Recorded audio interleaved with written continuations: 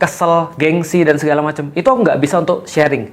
Dan ketika aku niat untuk sharing kepada orang lain tentang kehidupan rumah tanggaku dengan Ummu Alilah, aku nggak bisa pernah masuk pada private parts. Itu setidaknya bagi aku sih. Dan itu nggak tahu, aku belum bisa aja. Tapi problematikanya nggak semua orang ngerti ini.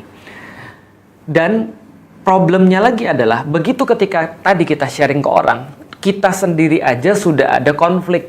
Ini mau kita pakai untuk sharing atau kita pakai untuk diri kita sendiri. Bagaimana dengan Ummu Alilahnya misalnya? Kalau misalnya kayak ngasih bunga ya ke Ummu Alilah, terus aku kontenin, Umi ini buat Umi, wanita yang tercantik dan segala macam, tau nggak, bunga-bunga tumbuh tapi tidak ada yang bisa untuk menyaingi dan segala macam lah. Ketika aku kontenin gitu, bayangin Ummu Alilahnya, bagaimana perasaan dia? Perasaan dia adalah, satu, dia ngelihat aku lagi romantis sama dia. Dua, dia ngelihat juga ini handphone yang aku pakai untuk ngerekam. Artinya, wajar nggak sih ketika dia bertanya, kamu ngelakuin ini karena siapa nih?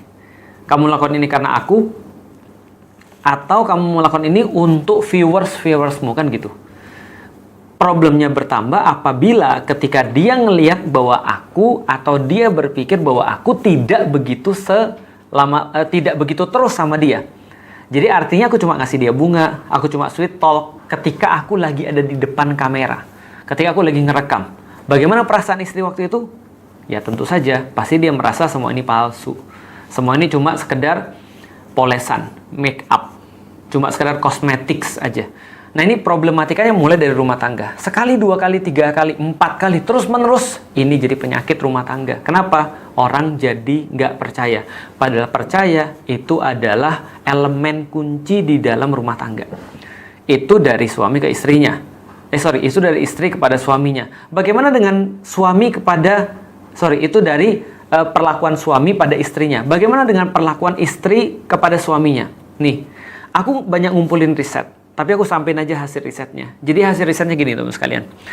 Riset itu membuktikan bagaimana ketika orang tuh menggunakan media dan oversharing di media, maka mereka cenderung mengembangkan sesuatu yang namanya exposure junkies, atau kayak validation thirst.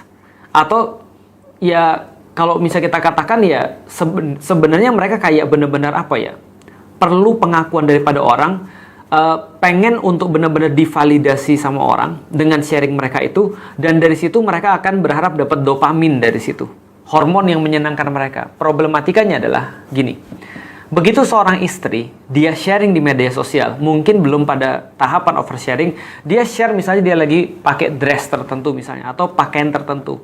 Lalu orang-orang mulai muji, cantik banget sis,